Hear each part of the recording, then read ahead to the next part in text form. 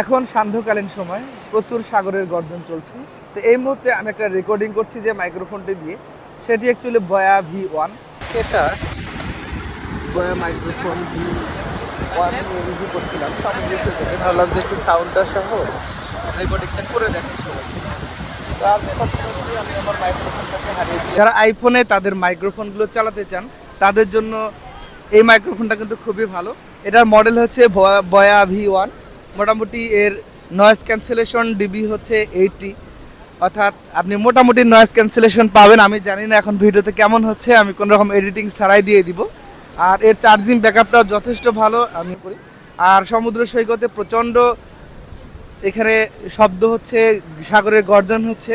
তো এর মধ্যেও আমি রেকর্ডিং করতে পারছি। আমার মনে হয় যে আপনারা যারা আইফোনে ওয়্যারলেস মাইক্রোফোন ব্যবহার করতে চান তারা এই বয়ার V1 মাইক্রোফোনটি ব্যবহার করতে পারেন। এটি